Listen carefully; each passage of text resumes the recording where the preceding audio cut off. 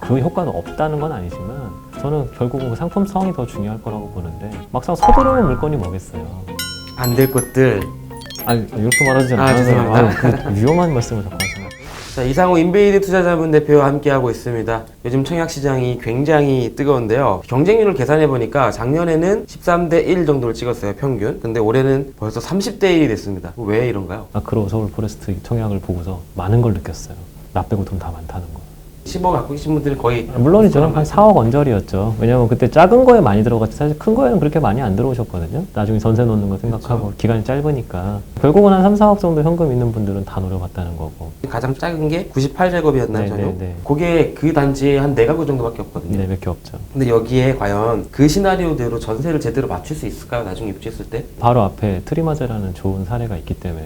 그리고 이런 것들은 저기 한남더일에서도 보고 있는데 더일도 작은 거 있잖아요. 59도 있다. 거기 산다고 하시는 제일 싼 비용 아니겠습니까? 집 주소 어디신가요? 그러면 거기요.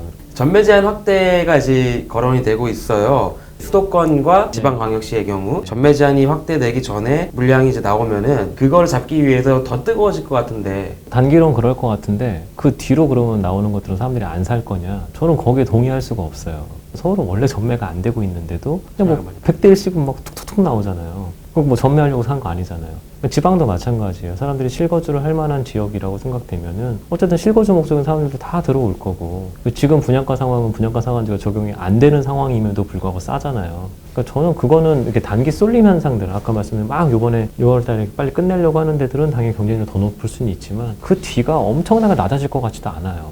8월 기점으로 피크를 찍었다가 뚝 떨어지는 게 아니라 점진적으로 계속 올라가는 모습이 나올 수 있는. 요 몇 달은 뭐 이례적으로 좀 더 높을 수 있었겠죠. 지난달도 보니까 지방이 13대 1이더라고요. 평균이 제가 계산해 보니까 전국 평균 30대 1이라고 아까 말씀하셨지만 전국이 13대씩 나온다는 건 참 대단한 일이에요. 그리고 그것도 제가 분석을 해보면 당해랑 기타 일부 순위 보면은 당해가 확실히 많아요. 몰린 청약자들 보면은 결국에는 우리는 이제 외지인들이 가서 전매하려고 이제 하는 거라고 해석하지만 실제로 현지인들이 많이 넣는다. 네. 전매도 현지인들끼리 서로 사는 거예요.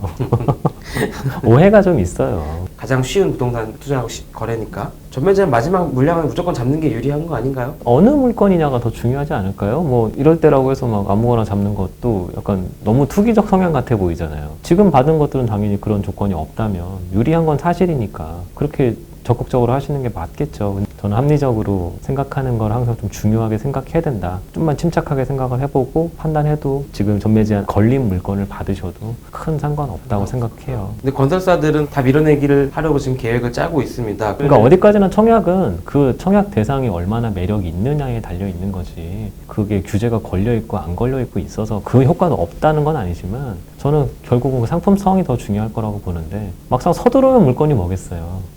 안 될 것들. 아니 이렇게 말하지 않아요. 죄송합니다. 그 위험한 말씀을 자꾸 하시습니다. 자꾸 이상한 쪽으로 몰고 와서 동의하지 않습니다. 다 매력은 많습니다. 뿜뿜. 8월 전까지 나오는 것들 중에 좀 눈여겨봐야 될 것들은 어떤 게 있을까요? 아유 눈여겨볼 거 뭐 너무 많죠 뭐. 공공분양 나오자마자 뭐 다 엄청난 인기인 것들은 더 말할 나위가 없으니까 그런 거 좋아하시는 분들은 하셔야죠. 공공분양들은 뭐 다들 처음으로 보실 것 같고. 네, 원픽. 두 번째는 강남. 워낙 지금 오늘 강남 분양이 별로 없는데 강남 분양들 나오는 것들은 또 다들 좋아하실 거고. 근데 여기서 지금 말씀 안 드린 게 엄청난 불확실성 단지들이 많죠. 단지는 엄청나게 큰데 할 수 있을까? 이번에 나오긴 나오는 걸까? 뭐 그런 그렇죠. 것들이 지금 많잖아요. 예. 그게 너무 많잖아요, 지금. 그런 거 다 재기 시작하다 보면은 그 불확실성을 다 배팅을 해야 되잖아요. 그래서 이번 10월 때까지, 뭐 12월 때까지는 안 하고 버틴다. 내년에 할까? 그럼 시간이 계속 늦어지니까 그거에 대한 것들은 분명히 다 감수하셔야 될 리스크예요.